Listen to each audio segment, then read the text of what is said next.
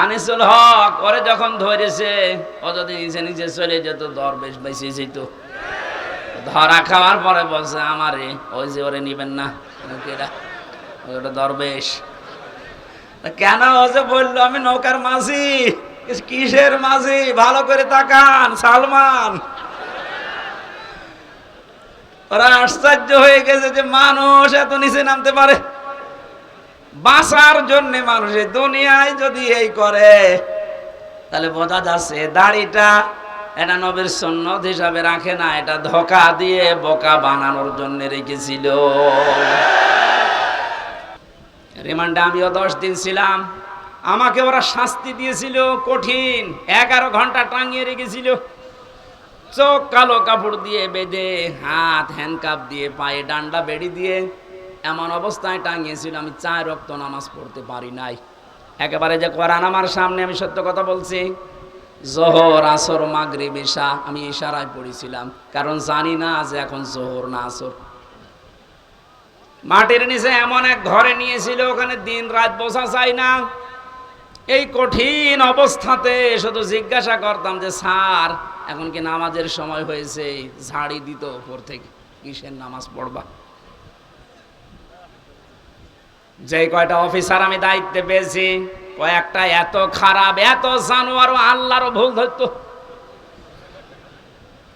বলেন যে লোকটা আল্লাহর ভুল ধরতে পারে তার কাছে আমির হামজা কি?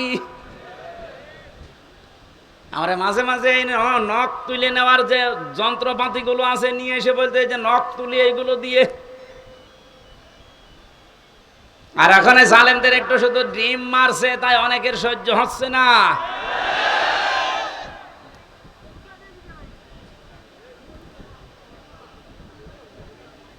এত বড় কঠিন শাস্তির ভেতরে কেউ 8 বছর 10 বছর, আমি তো কান্নার আওয়াজ শুনতাম মাঝে মাঝে 7 তলা থেকে। কারারক্ষীরা বলতো, এমনকি ওখানে প্রশাসনের যে মানুষগুলো বলতো, হুজুর এখানে অনেকেই 2 বছর 3 বছর 5 বছর আছে, কেউ জানে না। আপনি যদি বাইরে যেতে পারেন বলবেন। কিন্তু ভাগ্যের নির্মম পরিহাস, বের হওয়ার পরে এমন এমন থ্রেট দিয়েছে যদি কোনো কথা উচ্চারণ করি আমিও গায়েব হয়ে যাব।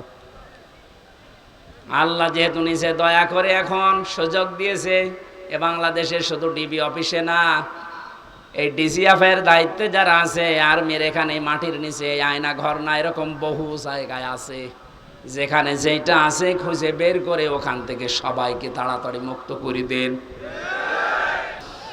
এ পৃথিবীতে যত রকমের শাস্তির জায়গা আমি জীবনে যত দেখেছি, এই যে আয়না ঘরের নাম এখন শুধু শুনছি, আগেও বলতে পারতাম কিন্তু আমার বলতে দেয়নি।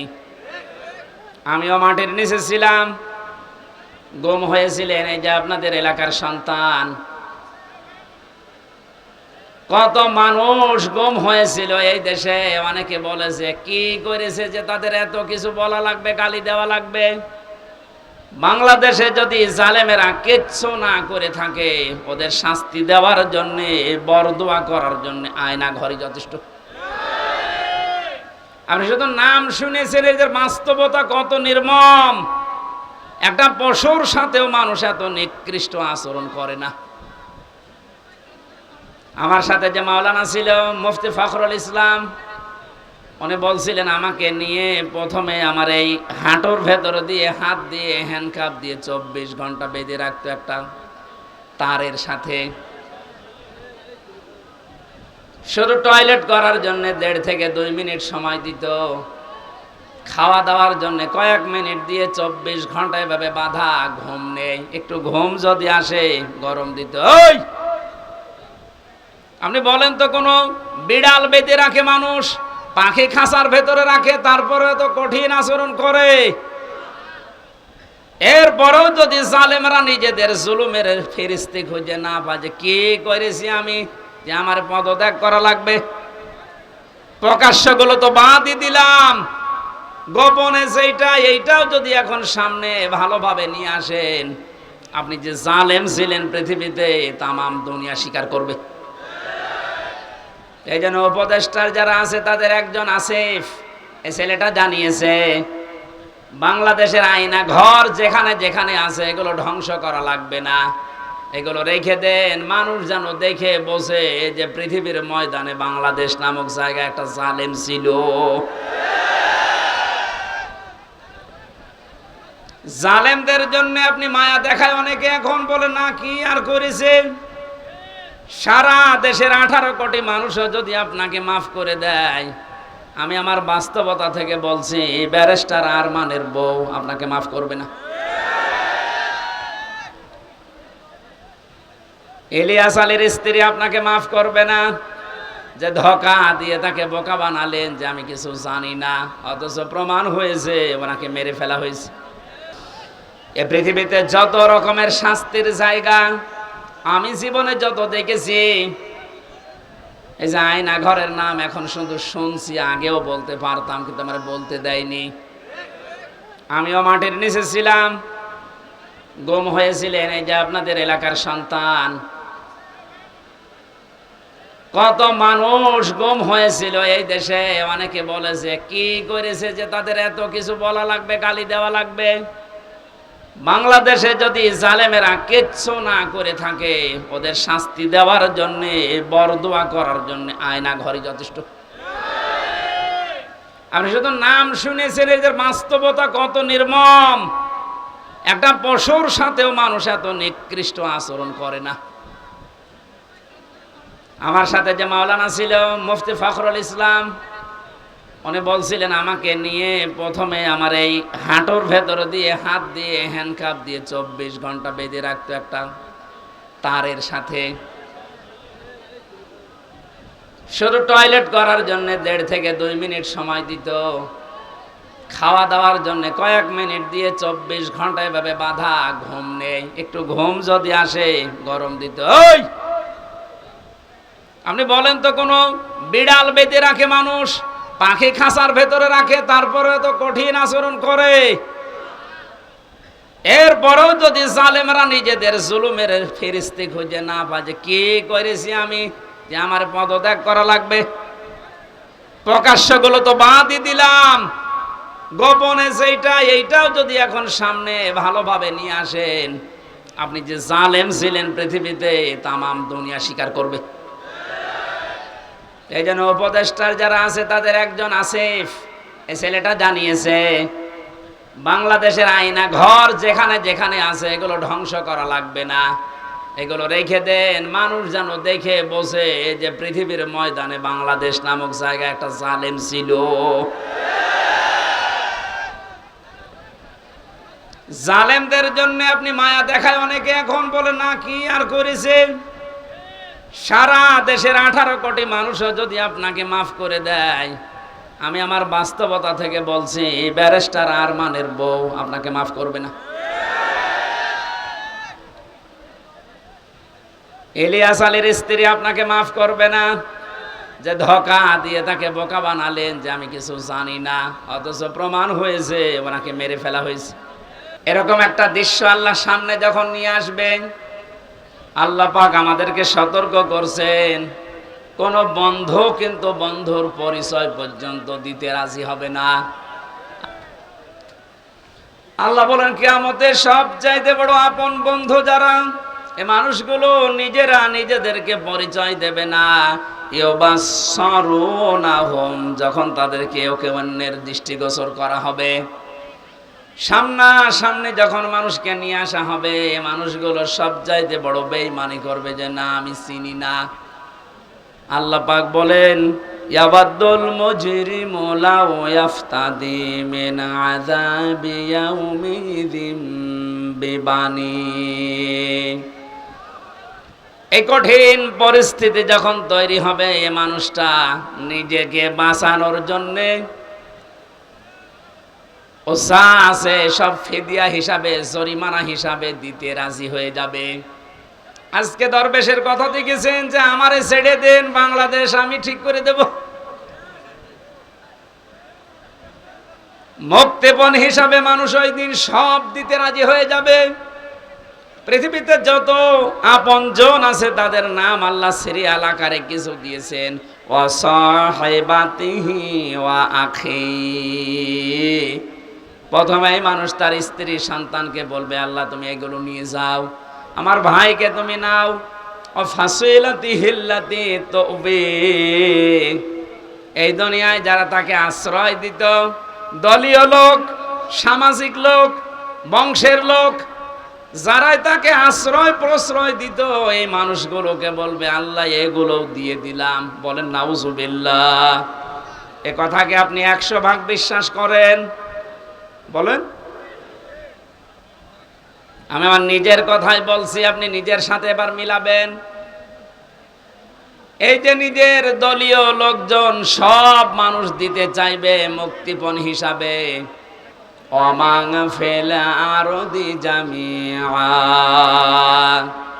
এমনকি দুনিয়ায় তার স্থাবর অস্থাবর যত সম্পদ ছিল সব আল্লাহকে বলবে আল্লাহ নিয়ে নেন। সুম্মা ইউনজি, এরপরও আমাকে আপনি নাজাত দেন, বাঁচান। মুক্তিপণ হিসাবে যেগুলোর নাম বললাম, নিজের স্ত্রী সন্তান, ভাই ভগ্গর, দলীয় লোক, দুনিয়ার সব স্থায়ী অস্থায়ী সম্পদ, ওর আর কিছু আছে? সব দিতে রাজি হবে, কোরআন বলছে। এরপরও বলবে আমাকে বাঁচান, আমাকে ছেড়ে দেন। আল্লাহ পাকও জানিয়েছেন সঙ্গে সঙ্গে, কাল্লা, কখনো না, ইন্নাহা লাযা, অবশ্যই আমি আল্লাহ তাকে জাহান্নামে লাজার দরজা দিয়ে প্রবেশ করাবো। জোরে বলেন নাউজুবিল্লাহ। আল্লাহ যদি গ্যারান্টি দেয় তার ভেতরে কোনো ফাঁক ফোকড় থাকার কথা? উনি বলছেন না, কখনো না। তো যেগুলো দিতে চাইলি একটাও আমি মুক্তিপণ হিসাবে নিতে রাজি না, তোকে আমি লাজাই দেব। এখন লাজা কি? আমরা এখানে অনেকে এর আগে শুনেছি যে জাহান্নামের স্তর আল্লাহ বানিয়েছেন 7টা। কয়টা? বলেন বলেন। জান্নাতের স্তর কয়টা? 100টা। আমরা তাই 8টা জানি। কোরআনে কারিমের ভেতরে 100টার উপরে জান্নাতের স্তর আল্লাহ সাজিয়েছেন। এর ভেতরে জাহান্নামের স্তর যেহেতু 7টা, ধাপ 7টা, এক একটা ধাপের আলাদা আলাদা নাম আছে। 3 নাম্বার যে ধাপটা তার নাম লাযা। আল্লাহ বলেন এত ভয়ঙ্কর এটা, নাযাআতাল লিশাওয়া, এই জায়গায় প্রবেশ করানোর সঙ্গে সঙ্গে মানুষের চামড়া খসিয়ে ফেলবে। বলেন নাউজুবিল্লাহ। ও গাইবান্ধাবাসী, এ কথাটা আমি ভেতর থেকে বলছি এই কারণে, কারণ জালেম ছাড়া এখনো পর্যন্ত আমরা দেখতে পাচ্ছি অনেকে জালেমের পক্ষে সাফাই গাচ্ছে। কয়েকদিন আগে গোপালগঞ্জের এক জালেমের দোসর ও জানিয়েছে, আপা ঘাবড়াবেন না, আপনি ঘাবড়ালে আমরা নরম হয়ে যাই। এখনো এই কথা বলেন? আপনার বিবেক আছে? আপনি জানেন বাস্তবতা কত নিচে নেমেছিল? আবু সাইদকে নিয়ে কয়েকদিন একটা ভিডিও চলছিল যে ওরা শহীদ হয়নি, নিজে গুলির সামনে বুক পেতে দিয়ে আত্মহত্যা করেছে। এই কথাটা যদি কেউ মন থেকে বলে থাকে, আহলে হাদিসের নামে নাকি একটা লোক এই কথা জানিয়েছে। এই কথাটা যে বলেছে ও যদি তওবা না করে ওর ঈমান চলে গেছে। কারণ এই যে শহীদ, এই শব্দটা গরু ছাগলের নামের আগে লাগানো হয় না। এ কত দামি শব্দ জানেন? মানুষ যেন শহীদের বিরুদ্ধে মুখ দিয়ে কিছু না বলে আল্লাহ মুখের উপরে নোটিশ দিয়েছেন, ওয়ালা তাকুলু লিমা ইউকতালু ফি সাবিলিল্লাহি আমওয়াত বাল আহয়াউ ওয়ালাকিন লা তাশউরুন। আল্লাহ পাক সূরা বাকারার 154 নম্বর আয়াতে জানিয়েছেন, ওই মুখ দিয়ে কোনোদিন এ কথা বলবি না যে আবু সাইদ এমনি মারা গেছে, না, ও শহীদ হয়েছে। ও মরে গেছে জীবনও বলবি না, ও জিন্দা, বাল আহয়াউন, শুধু জিন্দা না। আল্লাহ পাক বলেন মানুষের মুখ দিয়ে বলার পরে যেহেতু ধারণার একটা জগৎ আছে, মনের একটা জগৎ আছে, ধারণা করতে পারে মানুষ যে মনে হয় মরে গেছে। আল্লাহ ধারণার উপরও নোটিশ দিয়েছেন, ওয়ালা তাহসাবান্নাল্লাযীনা কুতিলু ফি সাবিলিল্লাহি আমওয়াতা বাল আহইয়াউন ইনদা রাব্বিহিম ইরসাকুন। আমি তো বাস্তব কথা বলছি, ভালোভাবে খেয়াল করেন। এটা সূরা আলে ইমরানের 169 নম্বর আয়াতে আছে। আল্লাহ পাক বলেন, পৃথিবীর মানুষেরা ধারণাও করবে না, মুখ দিয়ে তো কোনোদিন বলবেই না, ধারণাও করবে না যে শহীদরা মরে গেছে। ওরা তো জীবিত এবং আমি আল্লাহর কাছে ওরা খাবার খাচ্ছে। খাবার খেলে মানুষের শরীরে রক্ত গোশত তৈরি হয় না, হয় না? বলেন না কেন? এটার প্রমাণ গায়বান্দারে সাব্বির নাকি জানো, সাকিব। কবরে দেওয়ার 1 মাস পর যার শরীরে রক্ত পাওয়া যায়, বলেন তো সে যদি খাবার না খাবে তে শরীরে রক্ত পেল কোথায়? নবীজির চাচা হযরতে হামজা রাদিয়াল্লাহু তাআলা আনহু, উনি যখন শহীদ হন তাকে 70 টুকরা করেছিল কাফেররা। এত রাগ ছিল তার উপরে, তার লজ্জা স্থান পর্যন্ত কেটে 3 টুকরা করেছে। যুদ্ধ শেষ হয়ে যাওয়ার পরে নবীজি বললেন, নিয়ে আসো লাশের টুকরাগুলো। বিভিন্ন জায়গায় তারা ছড়িয়ে ছিটিয়ে দিয়েছে, সব এক জায়গায় করে আল্লাহর নবী নিজের পাগড়ি মোবারক দিয়ে ঢেকে দিলেন লাশটা। মাথা থেকে হাঁটু পর্যন্ত ঢাকা হয়েছিল, বাকি হাঁটু থেকে পা পর্যন্ত বেরিয়ে যায়। নবীজি নিজেই লতা পাতা পাহাড় থেকে নিয়ে এসে ওই জায়গাগুলো ঢেকে কবরের ভেতরে দিয়ে বললেন, মাবুদ, আমার চাচা হামজার উপরে আমি এখন পর্যন্ত রাজি আছি। তোমাকে বলছি দয়া করে তুমি আমার চাচা হামজার উপরে রাজি হয়ে যাও। ও গাইবান্দাবাসী, নবীজি যদি কবরের পাশে দাঁড়িয়ে চাচার পক্ষে কথা বলতে পারে, আল্লাহ নারাজ হয়ে যাবে? বলেন। মদিনাতে একবার ঢল হয়েছিল 30 বছর পর, বিশাল আকারে ঢল। এ ঢলে হযরতে হামজার কবর ভেঙে স্রোতের মতো রক্ত আসছিল। ওই সময় যারা ছোটবেলায় যুদ্ধ করেছিল এখন তারা বয়স্ক হয়ে গেছে, মুরব্বী। রক্ত আবিষ্কার করতে গিয়ে দেখে অনুসন্ধানে 30 বছর আগে উহুদের ময়দানে নবীজির চাচা হযরতে হামজা শহীদ হওয়ার পর কাফের কর্তৃক যেখানে যেখানে আঘাতপ্রাপ্ত হয়েছিলেন ওই জায়গাগুলো দিয়ে এখনো ফিনকি দিয়ে রক্ত বের হচ্ছে। উনি যদি খাবার না খাবেন 30 বছর পরে ওনার শরীর থেকে রক্ত আসবে কোত্থেকে? এজন্য বাংলার জনগণ সাবধান, মুখ দিয়ে তো বলবেনই না, ধারণাও করবেন না যে যারা শহীদ হয়ে গেল এরা মারা গেছে। কোরআনের পাখিকে আজ অনেকে বলে মরে গেছে, না উনি মারা যায়নি, ওনাকে মেরে ফেলা হয়েছে। মুরব্বির সাথে আমি 10 মিনিট দেখা করেছিলাম 22 সালে। কি সুন্দর কথাবার্তা, কি সুন্দর হাসি। আমার তো একদিন পরে পরে আমরা সংবাদ পেতাম ওখানে, এত কঠিন অবস্থায় আমার রাখতো। যেদিন উনি মারা গেছে তার পরের দিন পেপারে দেখলাম যে উনি মারা গেছে। বাইরে এসে দেখলাম যে ভিডিওগুলো হাসপাতালে নিয়ে আসার সময়, বের করার সময় যে হাসিটা দিয়েছিল, কোনো অসুস্থ মানুষের মুখ দিয়ে ওই হাসি বের হওয়ার কথা না। অনেকে ধোঁকা দিয়ে বোকা বানিয়ে জেলার আর সুপার এখন স্বীকার করছে যে আমরা উপরের নির্দেশে এটা করেছি। আমাদেরকে বলা হয়েছিল যে সই স্বাক্ষর করে বলেন যে নির্বাহী আদেশে ছেড়ে দেবে। আমরা এই প্রসেস শেষ করে দিলাম। এই যে ডাক্তার মোস্তফা জামান নামে এই কোলাঙ্গার উপরের নির্দেশ পেয়ে শেষ পর্যন্ত সারা বিশ্বের আলেমদের মাথার মুকুট আমরা যাকে মনে করি, এই যে তাফসীর মাহফিলের জনক যিনি পৃথিবীতে, বিশেষ করে বাংলাদেশে তো হবেই। তাফসীর মাহফিলে শব্দ শুনলেই মানুষ মনে করে আল্লামা সাঈদী।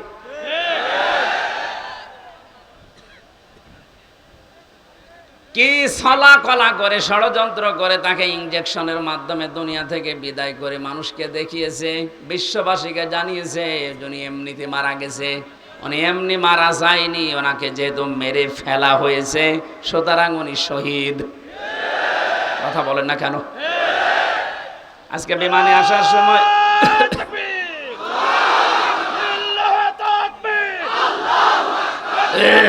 রাজাকার সাইদি মোদের অহংকার কে বলে রে রাজাকার আলহামদুলিল্লাহ। আজকে মিরপুরে নামাজ ছিল 10 নম্বরে, মিরপুর ঢাকা।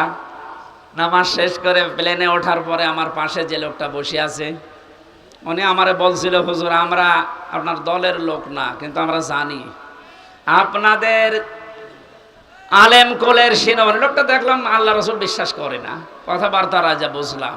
আমাকে বলছে আল্লামা সাইদি আপনাদের কোরআনের পাখি বলে যারে জানেন, এই লোকটাকে এমনি মারা যায়নি, ওনাকে মেরে ফেলা হয়েছে। আপনারা যারা আছেন এই মানুষগুলাই চুপ করেন, এই মানুষগুলোকে আপনারা বলেন এই ডাক্তার মোস্তফা জামানকে নিয়ে আপনাকে যে রিমান্ডে নিয়েছিল 10 দিন, ওরে 2 দিন নেন, 2 দিন একটু রিমান্ডে নেন, ও সত্য কথা সব বলে দেবে যে কিভাবে কিভাবে কিভাবে। আমির জামাত ডাক্তার শফিকুর রহমান উদার হয়ে সবাইকে মাফ করে দিয়েছে, কিন্তু উনি একটা শেষ কথা জানিয়েছে, অন্যায়ের সাথে সরাসরি যারা জড়িত এই মানুষগুলোর কোনো ক্ষমা নেই। নবীজি যেমন 13 জনকে মাফ করেছিলেন, বলেছিলেন যদি এরা কাবা শরীফের গিলাফ ধরেও থাকে ওখানে ওদেরকে মেরে ফেলা লাগবে। 1500 বছর আগে যদি 13 জন ওইরকম হয়, 1500 বছর পরে আমার মনে হয় এখন 26 জন হয়ে গেছে। তার ভেতরে এই কালা অন্ডকোষ তো উড়ে গেছে। এরকম আরো যে শয়তানগুলোর কারণে হাজার হাজার মানুষ বিনা কারণে আমার মতো 3 বছর 5 বছর 10 বছর 15 বছর জেলে ছিল, এদেরকে আপনি কি জবাব দেবেন? মাফ করে দিলে সব হচ্ছে? কেউ যদি জালেমকে মাফ করে দেয় সেজন্য মুসলিমের উপর অবিচার করে। এজন্য ভুক্তভোগী যারা, আমরা তো জানি, আমার মেয়েটা আমারে চেনে না, ছোটটা, আমার মনে কি দুঃখ বলেন তো। আমি যদি অপরাধ করতাম আপনি আমার অভাবে রাখতে পারতেন, কিচ্ছু জানি না। কিন্তু সুখের সংবাদ, গত পরশুদিন আমার মামলা সব ঢিসমিস হয়ে গেছে। কারণ বিচারপতি দেখার পরে বলছে কি দেখে বিচার করব, এর ভেতরে তো কোনো মাল নেই। এতদিন আমি বিচার করতাম কিন্তু আমি পারি নাই, উপরের নির্দেশ ছিল তাই। এখন যেহেতু এড়া ঘোড়া, কোনো চাপ নেই, এ মামলার কোনো বিচার নেই, সব ফেলে দিলাম। যা, আজকে আমার উকিল দেখা করে বলল যে সব বাতিল করে দিয়েছে। আদালত পর্যন্ত হাসে যে একটা মামলা হলো, আর এইটার কারণে 3 বছরের জেলে রাখা লাগবে, অথচ সাজাও যদি লাগিয়ে দেয় সর্বোচ্চ 3 মাস রাখার মতো, অথচ বিনা কারণে রেখেছিল কয় বছর? 3 বছর। আপনি তো মাফ চাচ্ছেন জনগণের কাছে, জনগণের ভেতর তো আমি একজন, আগে আমার কাছে মাফ চাবেন। আমি মন থেকে যদি মাফ করে দেই আপনি মাফ পাবেন। যদি বলেন হুজুর আল্লাহ না, আল্লাহ মাফ করবে না, কারণ আল্লাহ আমার উপর ছেড়ে দিয়েছে, কারণ এই দায়িত্ব এখন আল্লাহর নেই। আল্লাহ তো হক্কুল্লাহ আর আমি হক্কুল ইবাদ। এক কথা বলেন, আপনি কোন মুখ নিয়ে ব্যারিস্টার আরমানের বোর কাছে মাফ চাবেন বলেন? আমান আজমের স্ত্রীর কাছে কি করে মাফ চাবেন? মহিলাটা আজ কত বছর অপেক্ষা করে না থাকতে পারে, গত বছর বিয়ে করে ফেলেছে।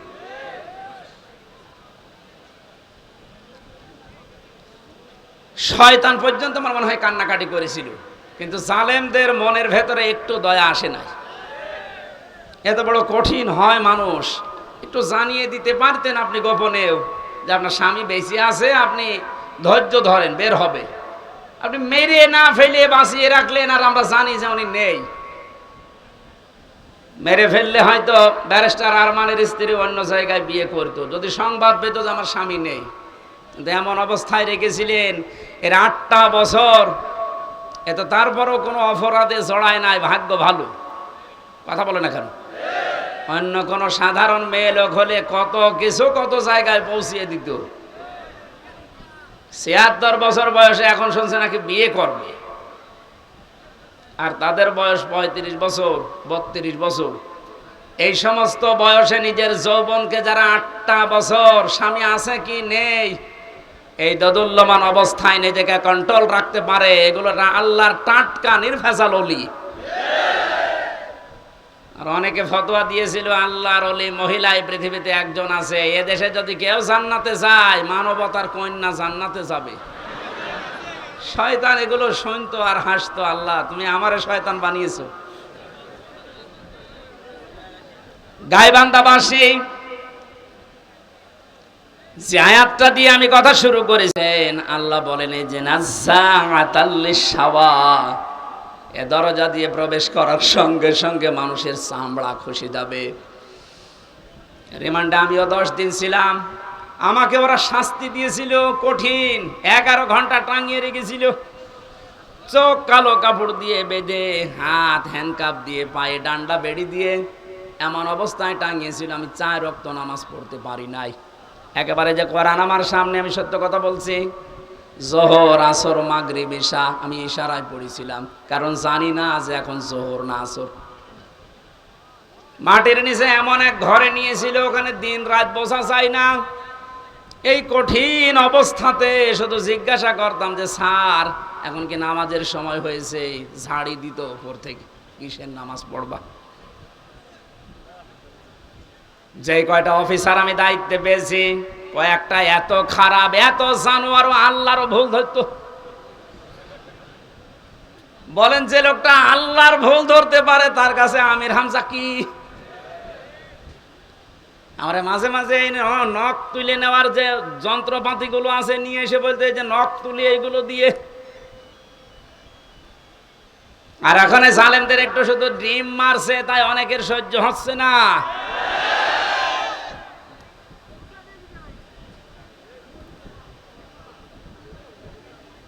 এত বড় কঠিন শাস্তির ভেতরে কেউ 8 বছর 10 বছর, আমি তো কান্নার আওয়াজ শুনতাম মাঝে মাঝে 7 তলা থেকে। কারারক্ষীরা বলতো, এমনকি ওখানে প্রশাসনের যে মানুষগুলো বলতো, হুজুর এখানে অনেকেই 2 বছর 3 বছর 5 বছর আছে, কেউ জানে না।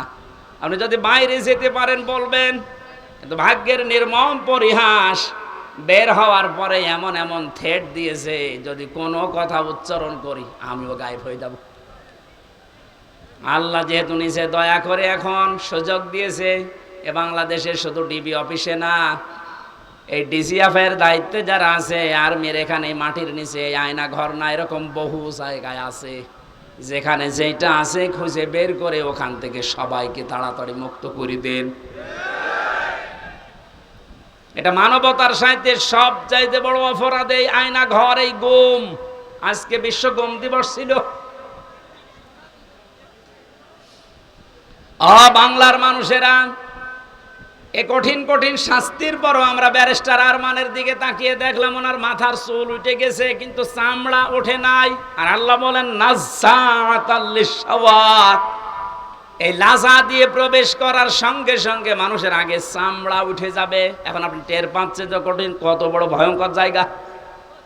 এই লাজার ভেতরে আল্লাহ বলেন তাদউ মান আদবারা ওয়া তাওয়াল্লা, তাদেরকে লাজা ডাকতে থাকবে যারা সত্যকে সত্য জানার পরেও পিঠ ফিরিয়ে চলে গেছে। এই দেশে 8:30 থেকে 9:30 থেকে আরম্ভ করেছি, এখন 10:30 বাজতেছে। 1 ঘন্টায় যত কথা বললাম, একটা কথা কোরআনের বাইরে, হাদিসের বাইরে মন মতো বলেছি। কোনো উদাহরণ যদি দিয়েছি কোরআনের সাথে মিলিয়ে দিয়েছি। এই সত্য পথের দিকে আপনাকে আমি আহ্বান জানাচ্ছি। আমরা এক জালেম থেকে মুক্ত হয়ে পৃথিবীর আর কোন জালেমের হাতে ধরা দিতে চাই না। আমরা এখন কোরআনে কারিমের বাস্তব অভিজ্ঞতা দেখতে চাই। কারণ এই দেশটা 53 বছর স্বাধীন হয়েছে, বাবা চালিয়েছে অনেক দিন, আমরা দেখলাম। আমি দেখি নাই, মুরব্বী দেখেছি। স্বামী চালিয়েছিল, আমি দেখি নাই, কারণ আমার 92 সালে জন্ম। মুরব্বীরা দেখেছে। চাচা চালিয়েছিল, আমি দেখেছি না, কানে জানি না, শুনেছি। কথা বলছে না কেন? ববরটা তো দেখলাম, ভাবিরটাও দেখেছি। সবাই তো সবার মতো চালিয়েছে। এখন শুধু দেখতে বাকি আছে যে কোরআন দিয়ে দেশ চললে কেমন দেখা যায়।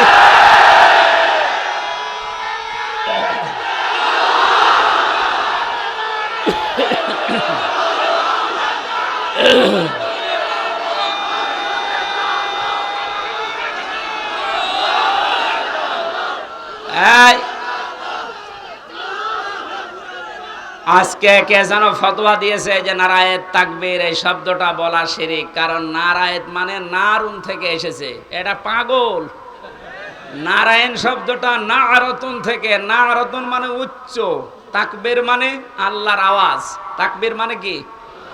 নারায়েত তাকবীর, এই উচ্চ আওয়াজে আপনি তাকবীর দেন, এই শব্দটা এখান থেকে, ওরা নারায়ে এখান থেকে নিয়ে এসেছে নারুন মানে আগুনের তাকবীর। এটা আমাদের কলবের, অন্তরের এবং আত্মার সাথে মিশে থাকা একটা তাকবীর।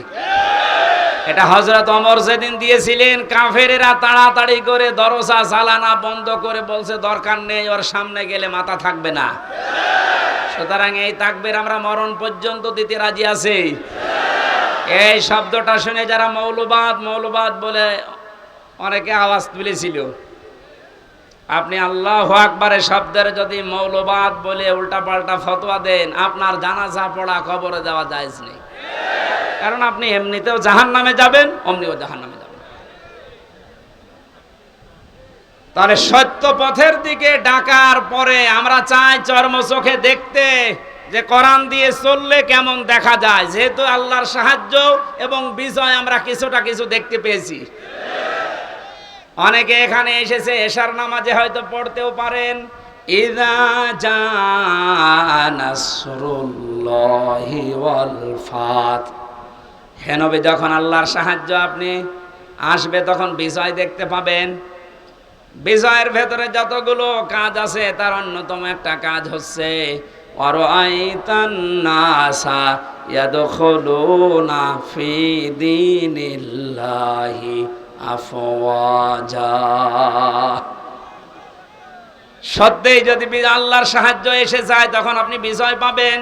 আমার তো মনে হয় এত বড় বড় মহারথীরা 17 বছর চেষ্টা করে জালেমের একটু চুল পরিমাণ নড়াতে পারে নাই, কিন্তু ছাত্ররা যা করে দেখিয়েছে, এই বৈষম্য বিরোধী ছাত্র আন্দোলনের এই নেতারা, আমার মনে হয় আল্লাহ আবাবিল পাখির মতো তাদের কাজে লাগিয়েছে।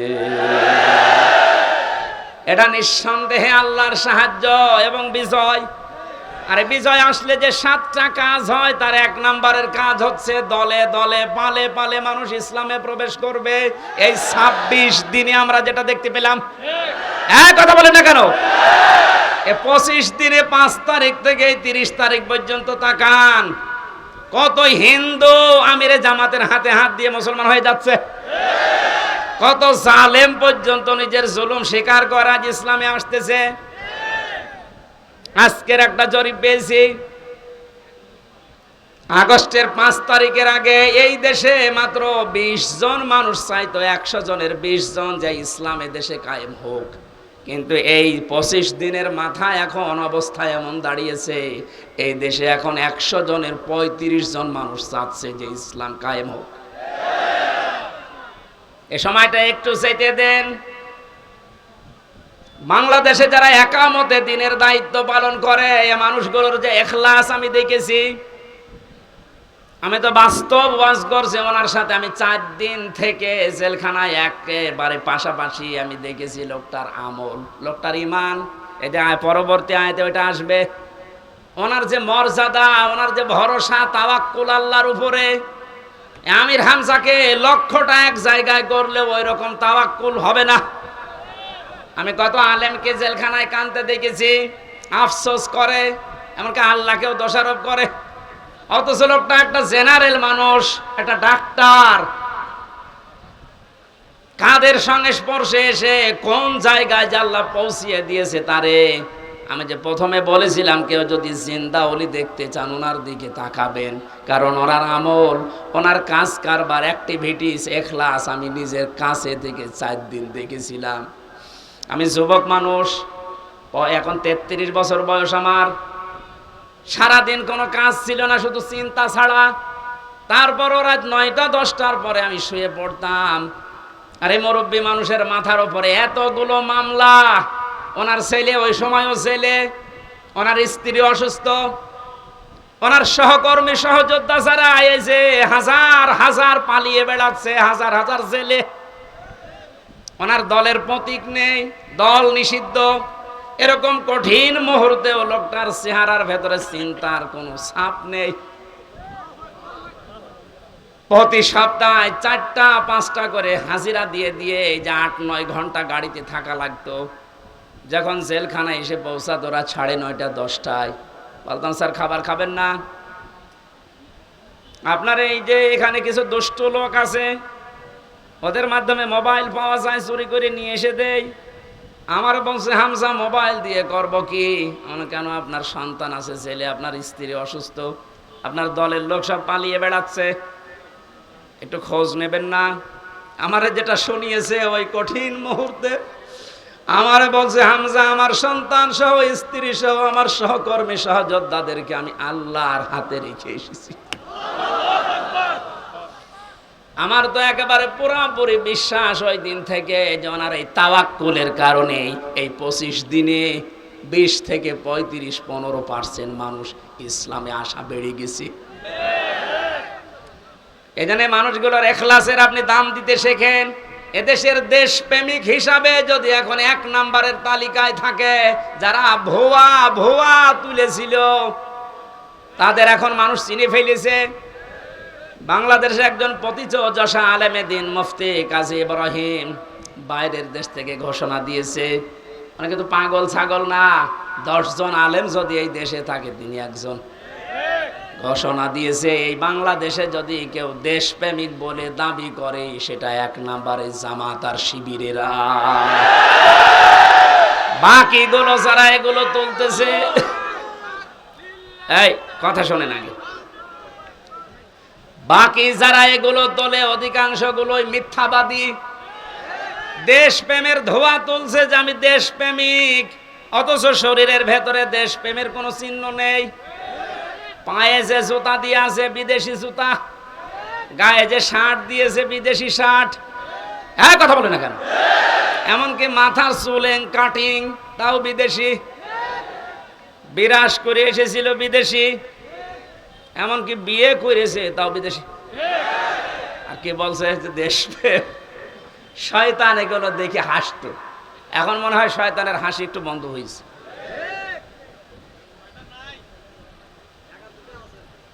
এজন্য সত্য পথে আহ্বান করলে আপনার অন্তত কিছু না থাকলেও কিন্তু বিবেক আছে। বিবেক থাকার পরও যদি কেউ উল্টা দিকে চলে যান, সে যে দলের লোক হন, আপনাকে আল্লাহ লাজাই দেবে। লাজাই গেলে প্রথমে চামড়া খসে যাবে।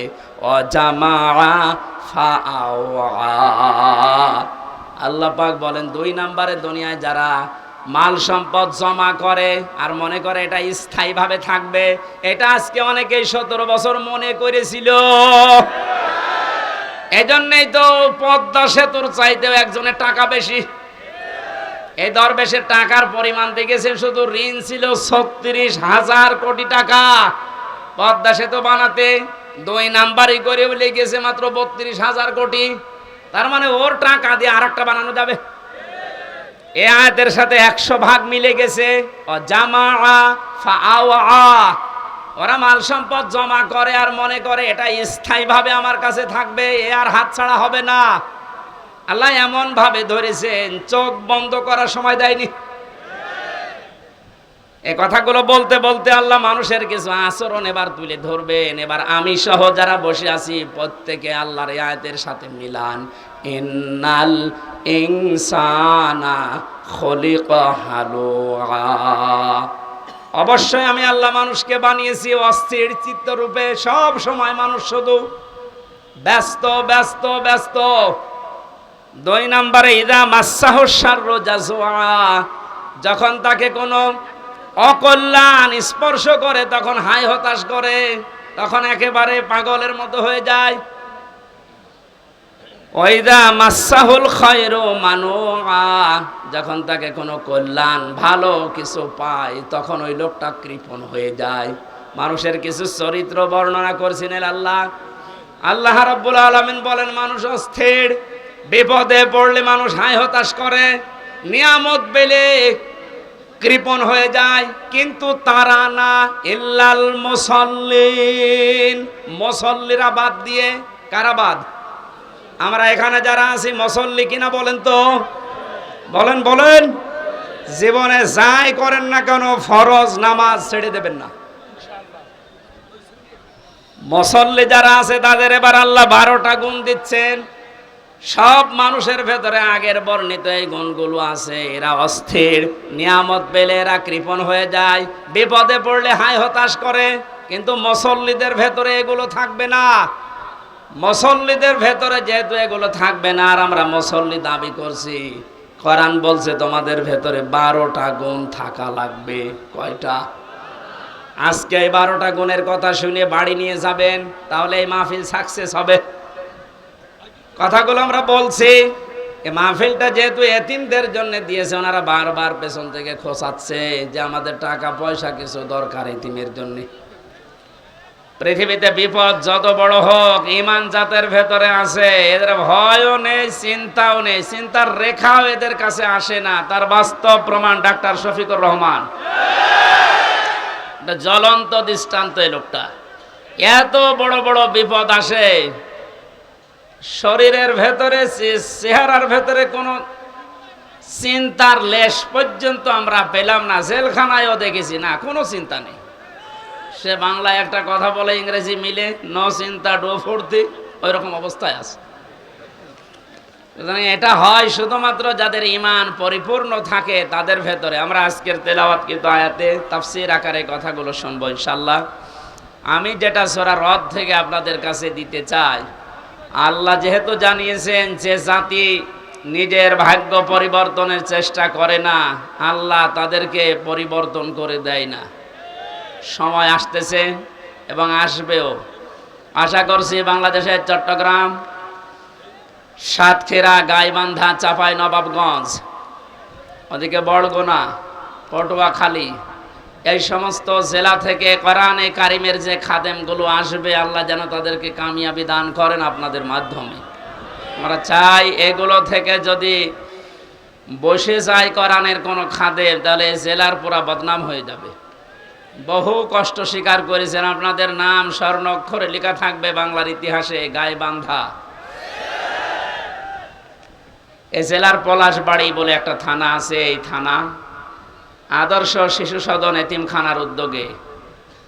শব্দগুলো খুবই গুরুত্বপূর্ণ। আদর্শ এ শব্দটা আমরা দুনিয়ার হিসাবে অনেকে মনে করি আদর্শ এ আর কি না, এটা গুরুত্বপূর্ণ একটা শব্দ মানব জীবনের জন্য। যতদিন পর্যন্ত এটা আমরা পাল্টাতে না পারবো দুনিয়ার ধ্যান ধারণায়, এ পৃথিবীতে কাঙ্ক্ষিত মানের শান্তি আমরা পাবো না। কারণ একমাত্র আদর্শ এ শব্দ বলে আল্লাহ নিজে ডাক দিয়েছেন রাসূলুল্লাহকে। আল্লাহ পাক জানিয়েছেন, ইয়াসিন, হে নেতা। এই একটাই মাত্র ঘোষণা আল্লাহর। ওরা কোরআন শরীফে আল্লাহ কাউকে হে নেতা এই শব্দ বলে ডাক দেননি। সুবহানাল্লাহ বলতে পারেন নাই? তো এই ইয়াসিন সূরা পড়লে 10 খতম কোরআন শরীফের সওয়াব হয়, প্রত্যেক অক্ষরে 10টা করে নেকি হয়। হ্যাঁ, মাস্ট বি হবে। এর ভেতরে যে শিক্ষাগুলো আল্লাহ দিতে চায়, ওইগুলো তো আপনার জীবন আগে থাকা লাগবে। এর প্রথম শব্দ কি বললেন? ইয়াসিন। ইয়া মানে হে, ইয়া মানে কি? হরফে নেদা। সিন মানে সাজ্জেদ, সাজ্জেদ মানে বাংলায় নেতা। আল্লাহর ঘোষণা দেওয়া নেতা কয়জন? উনি একমাত্র আদর্শ দুনিয়ার মানুষের। সুতরাং বাংলার মুসলমানেরা মুহাম্মদুর রাসূলুল্লাহকে বাদ দিয়ে আজ যারা অন্য কারো আদর্শ গ্রহণ করে নিজেকে আনন্দিত, গর্বিত মনে করছেন, আপনি ভুল পথে আছেন। আর এই একটা কারণে আপনাকে জাহান্নামে যাওয়া লাগতে পারে। আপনি যদি অন্য ধর্মের হতেন আমি বলতাম না, আপনি যদি মুসলমান হয়তো না বুঝে ভুল করছেন। এজন্য আশা করছি আপনি এটা নিয়ে ভাববেন। মরণের পরে নবীজিকে আল্লাহ দেখিয়ে বলবে, মান হাজার রাজুল, এই লোকটা কে ছিল? আপনি যদি বলেন হাজা নাবিয়্যুনা মুহাম্মাদুর রাসূলুল্লাহ সাল্লাল্লাহু আলাইহি সাল্লাম, ইনি আমাদের নবী মুহাম্মাদুর রাসূলুল্লাহ, এই কথা বলার পরেই কিন্তু ফেরেশতারা জিজ্ঞাসা করবে, জীবনে প্রতিটি ক্ষেত্রে এই লোকটার আদর্শ মেনে চলেছো? এবার আমার মনে হয় যে মানুষগুলো বিভিন্ন সময় স্লোগান দিয়েছে, আমার নেতা, তোমার নেতা, অমুকের নাম দিয়েছে, মুহাম্মদুর রাসূলুল্লাহর নাম দেয়নি, ওই মানুষগুলো মাস্ট বি ধরা খাবে। আমরাও ধরা খেতে চাই, বলেন। এরপরেও যদি কারো মনের পরিবর্তন না হয়, সে যেন বিশ্বাস করে তার বিবেকের উপরে কুকুরে প্রসাব করিস। ও বলছে ঠিক। এখন যদি বাড়িতে যান, এই যে দেখেন বসে আছে, এনে যদি বাড়িতে সালাম দেওয়ার পরে ওনার স্ত্রী ওনারে গালি দেয় কুকুরের বাচ্চা বলে, ওনার ভালো লাগবে? বলেন, রাগ হবে না?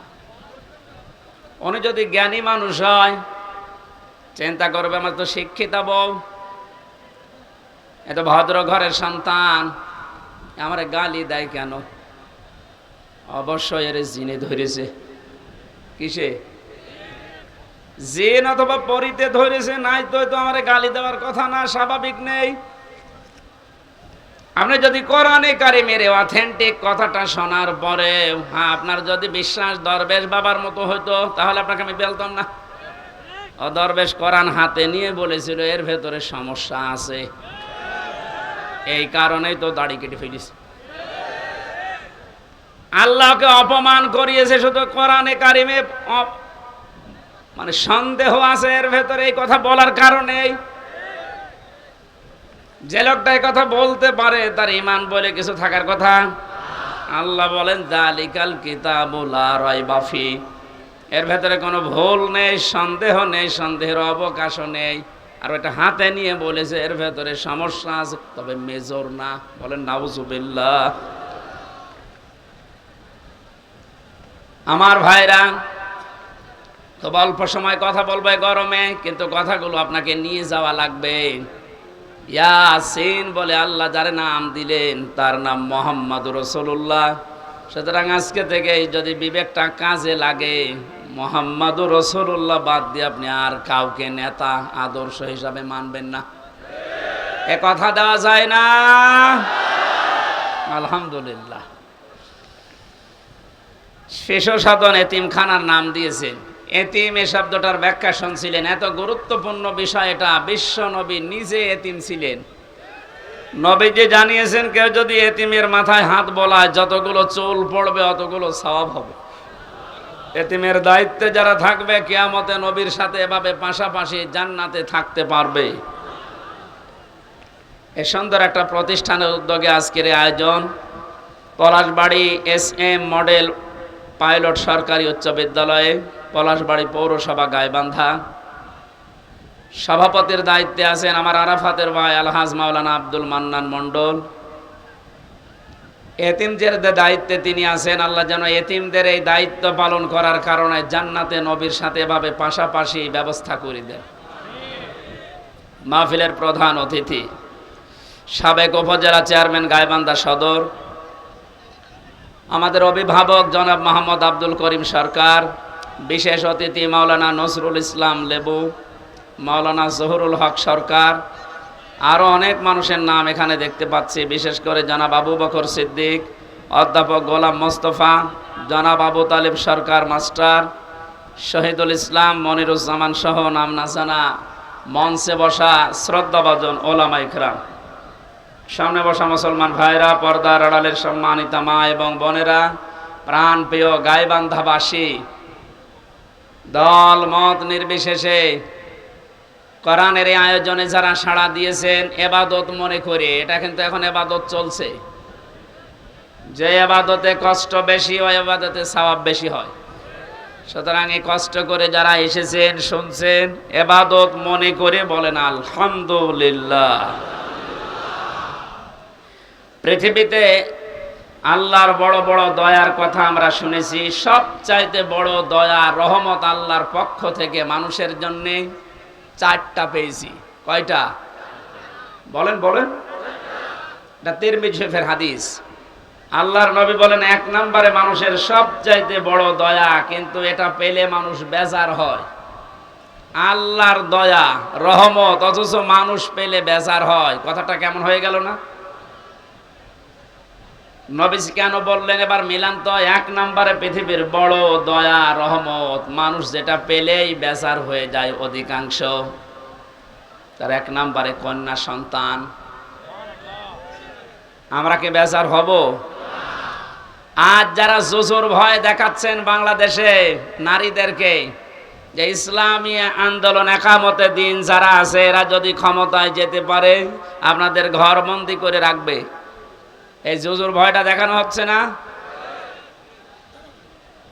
বাংলাদেশের জামাতে ইসলামী বাংলাদেশের শ্রদ্ধাভাজন আমির, আমার মনে হয় কেউ যদি জিন্দা আল্লাহর ওলি দেখতে চায় ওই লোকটার যেন দিকে তাকায়। এটা টাটকা ওলি। আমরা ওলি আল্লাহ খোঁজার জন্য সিলেটে যাই, সিলেটে যেখানে যাওয়া দরকার ওখানে যাই না। এক কথা বলেন না কেন? জীবিত ওলি দেখতে হলে এখানে যাওয়া লাগবে, সিলেটের পাশে মৌলভীবাজার কোলাউড়ায়।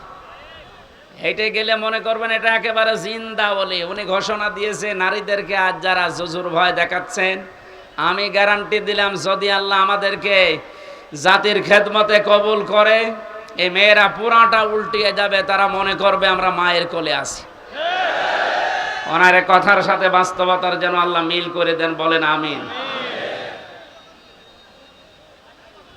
এজন্য কন্যা সন্তান যাদের আছে আপনি বেজার হবেন না, কারণ কারো রিজিকের দায়িত্ব কারো হাতের উপরে, ঘাড়ের উপরে, মাথার উপরে আল্লাহ দেয়নি। যে আসতেছে দুনিয়ায় তার রিজিক সে নিজে করে নিয়ে আসতেছে।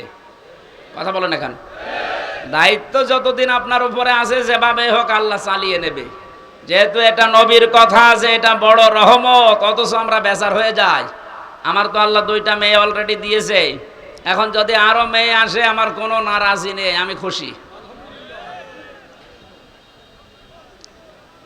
দ্বিতীয় নম্বরে হাদিসের ব্যাখ্যা শুধু বলছে, নবীজি জানিয়েছেন যারা মেয়ের বাবা আছো, মেয়েটা যখন কোনো বাড়িতে আসে ফেরেশতা পর্যন্ত বাড়িতে নাজিল হয়ে যায়। কোন ছেলে আসলে ফেরেশতা নাজিল হয়, এ কথা কোরআনেও নেই, হাদিসেও নেই। অথচ মেয়ে মানুষ আসলে ওই বাড়িতে আল্লাহ ফেরেশতা আগে পাঠায়। ফেরেশতারা আসার পরে মাথার উপরে হাত দেয়, ওই কন্যা সন্তানকে উদ্দেশ্য করে বলে এটা একটা দুর্বল দেহ, একটা দুর্বল দেহ থেকে বের হয়ে এসেছে। এই মেয়েটাকে যারা আদর যত্ন করবে, এর পেছনে শ্রম দেবে, দিনের শিক্ষা দেবে, সৎ পাত্র থেকে পাত্রস্থ করবে, কিয়ামত পর্যন্ত আল্লাহর সাহায্য ওই বাবা মা গার্জিয়ানের উপরে থাকবে। বলেন সুবহানাল্লাহ।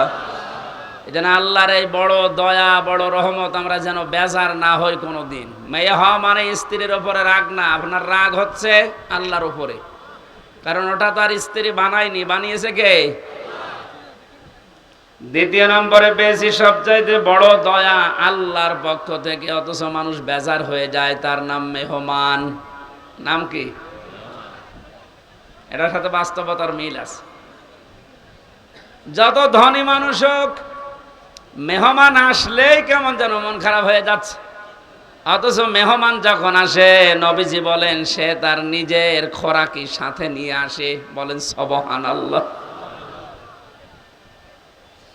বিশ্ব নবী জানিয়েছেন 3 নম্বরে বৃষ্টি, 4 নম্বরে আল্লাহর নবী বলেন রোগ ব্যাধি। রোগ ব্যাধি যার যত বেশি হবে তার দুনিয়ার অপরাধগুলো আল্লাহর মাধ্যমে মাফ করিয়ে নিষ্পাপ করে তার কাছে নিয়ে যাবে। সিস্টেম অপর পৃষ্ঠায় দেখুন তিরমিজি শরীফ, নবীজি বলেন 4টা বিষয়ে মানুষ আনন্দ পায়, 4টা বিষয়ে মানুষ খুশি হয়, কিন্তু আল্লাহর কাছে সবচাইতে ঘৃণিত নিকৃষ্ট এই 4টা। তার 1 নম্বরে নাম পেয়েছি যৌতুক। এদেশে নেই। সামাজিকভাবে আন্দোলন গড়ে তোলা লাগবে। বৈষম্য বিরোধী ছাত্র আন্দোলনের মাধ্যমে যেহেতু সংস্কার চলছে, আজ বাংলাদেশের সমাজগুলো থেকে যৌতুক নামে এই মানবতার মহা কৌতুক বিদায় করে সংস্কার করা লাগবে। এই জন্যে যতগুলো সংগঠন কাজ করছে মেয়েদের পক্ষে নাম নিয়ে, নারী পক্ষ, নারী স্বাধীনতা আন্দোলন, নারী বিপ্লব পরিষদ, নারী মুক্তি পরিষদ, এদেরকে বলছি এই 53টা বছর পার হয়ে গেল, আজও আপনারা যৌতুক মুক্ত করতে পারেননি। ইসলামের হাতে 5টা বছর তুলে দেন, যৌতুক নামে মানবতার সাথে মহা কৌতুক বাংলাদেশ থেকে মানুষ ঝাঁটিয়ে বিদায় করবে ইনশাআল্লাহ।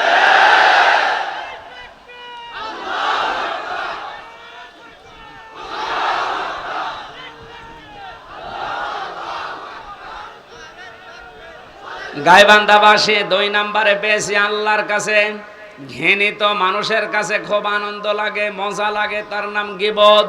নাম কি? এটা করা যাবে না।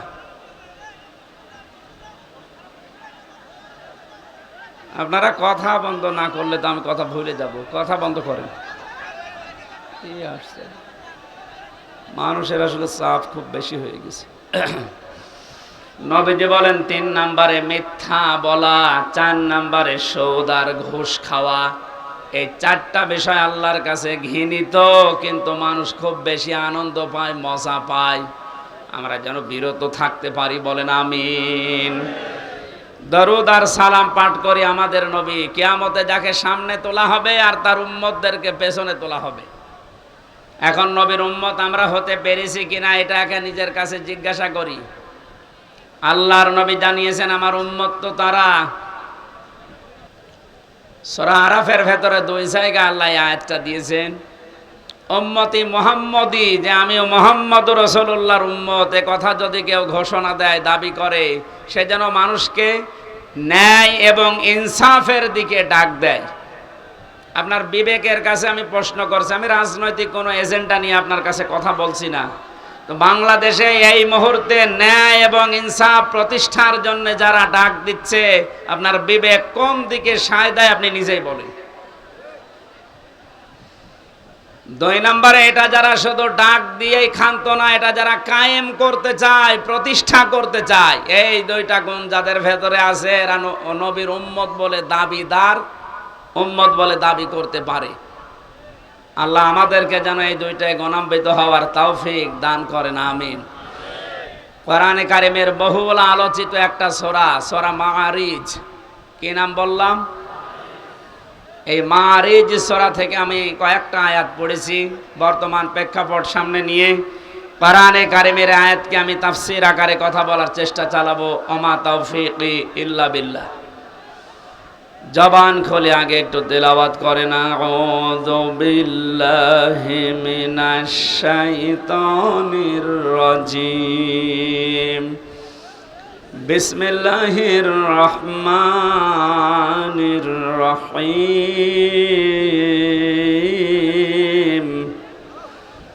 ওয়ালা